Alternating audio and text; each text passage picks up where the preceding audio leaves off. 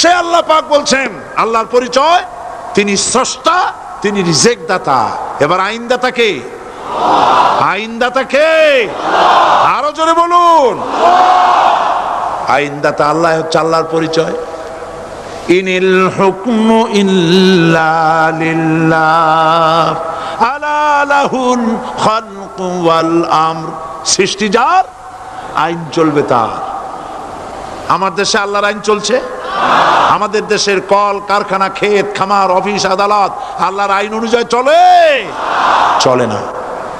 বরং আল্লাহর আইনকে মুছে ফেলার জন্য, নিজেদের আইন সৃষ্টি করার জন্য প্রচেষ্টা চালানো হচ্ছে। আল্লাহর আইন মানুষের জন্য সব থেকে বেশি উপযোগী, কারণ সৃষ্টি করেছেন কে? বলেন, কে করেছেন? আল্লাহ। আপনার ইচ্ছা মতো চালাইলে হবে না। এই মানব গোষ্ঠী কে সৃষ্টি করেছেন? এখন আপনি যদি আপনার আইন মতো চালান, তা কি চলবে? চলবে না। আপনি আপনার আইন মতো চালাচ্ছেন, ভালোভাবে চলতেছে? চলতেছে না। স্বরাষ্ট্রমন্ত্রী বলতেছেন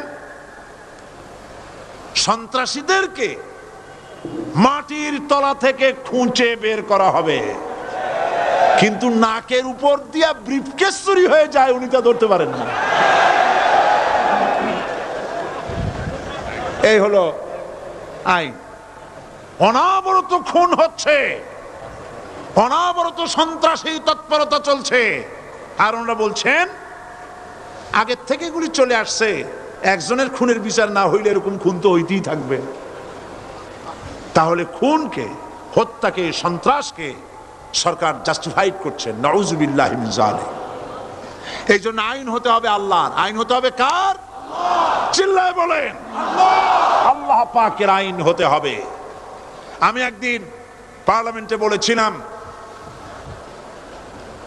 আমার দেশের নেতা নেত্রীরা বারবার হজ করতে যান, উমরা করতে যান, সেখান থেকে আসার সময় কি আনেন?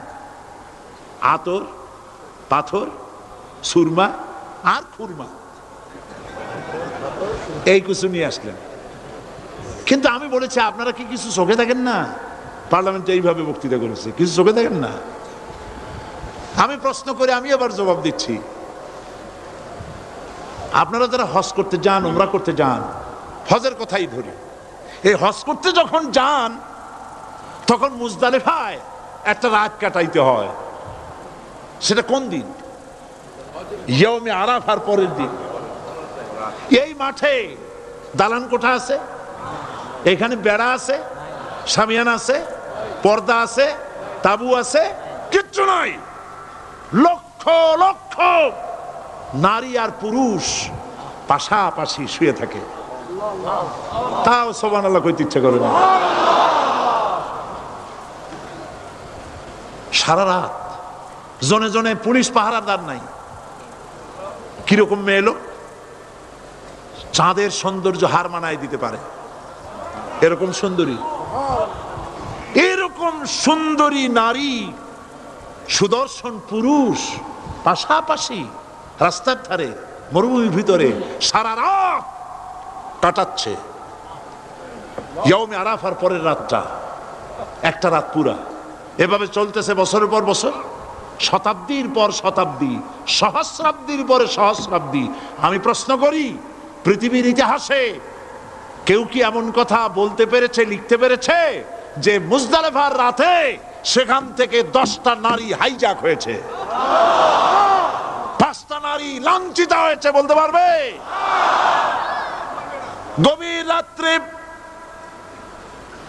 পুরুষ সঙ্গী ছাড়া সুন্দরী রমণী, যুবতী রমণী একাকিনী নিজের ঘর ছেড়ে আল্লাহর ঘরে তাওয়াফ করতে আসে।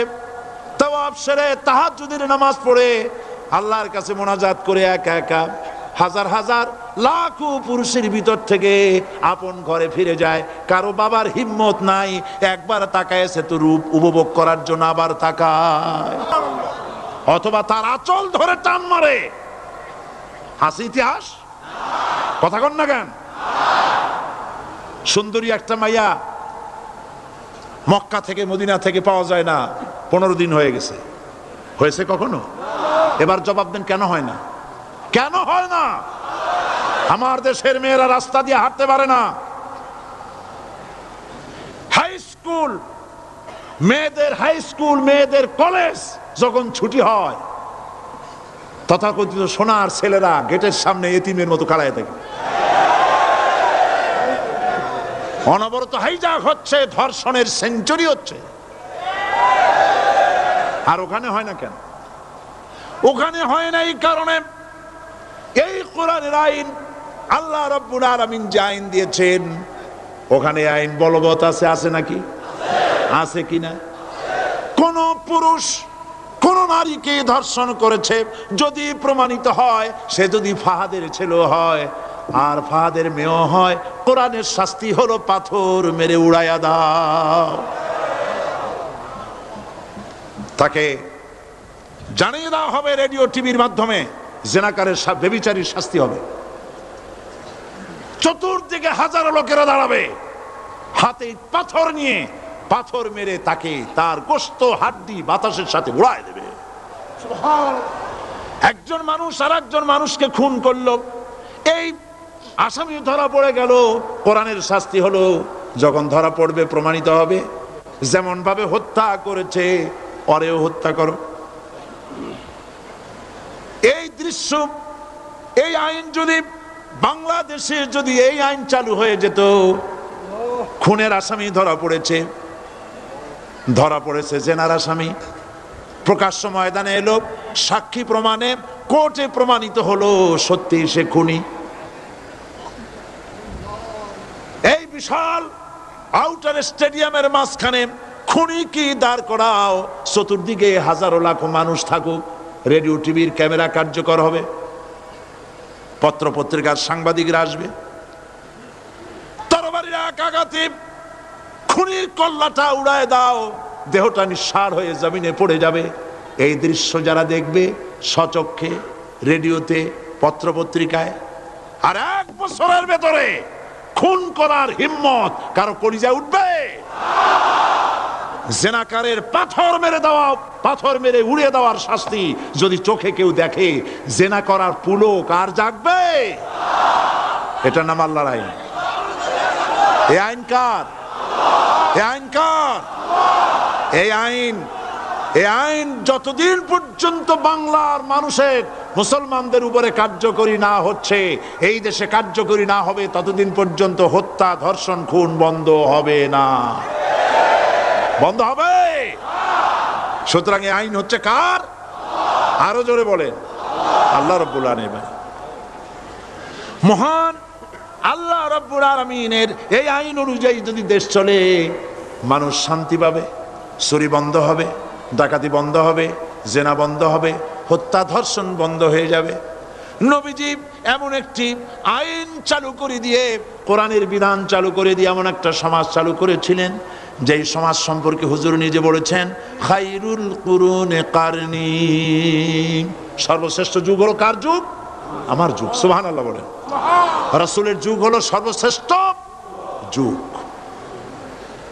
সেই কোরআন, সেই হাদিস আজও আছে না নাই? বলেন জোরে, আজও আছে না নাই? সেই কোরআন এবং সুন্নাহ দিয়ে দেশ শাসন হোক। বসুন আমরা মুনাজাত করব। আল্লাহ রাব্বুল আলামিন আয়াতুল কুরসির ভিতরে আল্লাহর সার্বভৌমত্বের কথা বলেছেন। আল্লাহু লা ইলাহা ইল্লা হুয়াল হাইয়ুল কাইয়্যুম। পড়েন আমার সাথে সবাই, আল্লাহু লা ইলাহা ইল্লা হুয়াল হাইয়ুল কাইয়্যুম। আল্লাহ হচ্ছেন যিনি ছাড়া কোনো ইলাহ নাই, তিনি শাশ্বত চিরঞ্জীব। সুবহানাল্লাহি বিহামদিহি। আগামীকাল এর বাকি অংশ আমি আপনাদের সামনে আলোচনা করব ইনশাআল্লাহ। জোরে বলেন ইনশাআল্লাহ। দাঁড়ানো ভাইরা বসেন। আপনাদের পাশে যারা দাঁড়িয়েছেন অনুরোধ করে বসায় দেন। বলেন যে আর 5টা মিনিট বসেন, আল্লাহর রাস্তায় হাঁটেন না। হ্যাঁ বলেন, আপনারা যে আল্লাহর রাস্তায় হাঁটেন না, বসেন সবাই বসেন। বসেন। এত বড় মাহফিলের মুনাজাত, সুবহানাল্লাহ বলেন। চট্টগ্রামের ইতিহাসের শ্রেষ্ঠ মাহফিল, চিল্লায় বলেন সুবহানাল্লাহ। গোটা বিশ্বের কোরআনের শ্রেষ্ঠ মাহফিল, বলেন সুবহানাল্লাহ। যারা বলেন আলহামদুলিল্লাহ। আগামীকাল এ মাহফিলের আখেরি মুনাজাত হবে ইনশাআল্লাহ, বলেন ইনশাআল্লাহ। এই বিশাল তাফসীরুল কোরআন মাহফিলের বরকত থেকে চিটাগংবাসীকে যারা বঞ্চিত করলো, আল্লাহ তাদের হেদায়েত নসিব করে দিন। যদি হৃদয় থাকে, যদি হৃদয় বলে কিছু থাকে, বিবেক বলে যদি কিছু থাকে, আর শরীর যদি মুসলমানের পিওর রক্ত থাকে, তাহলে বাড়ি বসে অনুশোচনা করা উচিত, চোখের পানি ফেলানো উচিত ওই সব লোকের যারা এই বরকতপূর্ণ মাহফিলকে বাধা দিয়েছে। আর যাদের কলজার মধ্যে আল্লাহ মোহর মেরে দিয়েছে, এগুলোর তো হেদায়েত হবে না। যাদেরকে আল্লাহ পাক তৈরি করেছেন জাহান্নামের জন্য, ওদের কাছে মাহফিল অসহ্য, সহ্যই হবে না। নাউজুবিল্লাহ বলেন। চট্টগ্রামবাসীর জন্য তাফসীরুল কোরআন মাহফিল নিয়ামত। এই নিয়ামত কিয়ামত পর্যন্ত আল্লাহ টিকায় রাখুন, বলি আমিন। আগামীকালের আখেরি মোনাজাতে সমস্ত মুসলমান চতুর্দিক থেকে আল্লাহ পাকের নারা লাগাতে লাগাতে আসবেন। আল্লাহু আকবার, নারায়ে তাকবীর।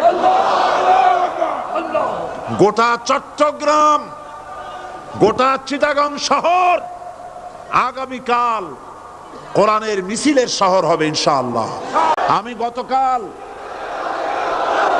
গতকাল এই মাহফিলে পুলিশ প্রশাসনকে অনুরোধ করেছিলাম, আজকের মাগরিবের নামাজের মধ্যে 40 জন নিরপরাধ কোরআন পাগল মুসলমানদেরকে জেল থেকে মুক্তি দেওয়ার জন্য। আপনারা তামসা মনে করবেন না।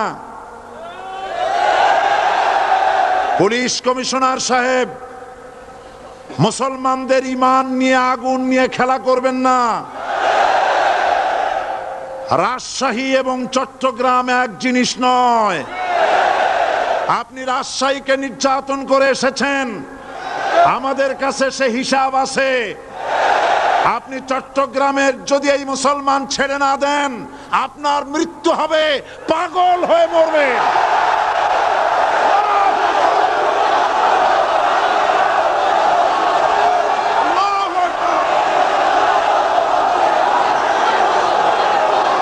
থামেন, থামেন।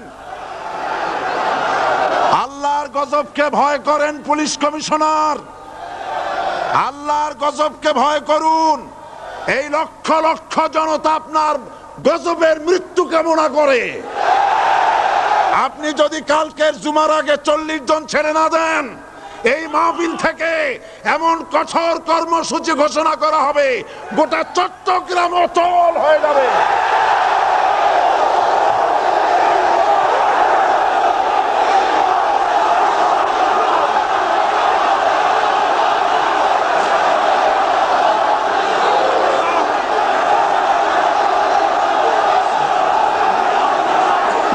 বসুন, বসুন।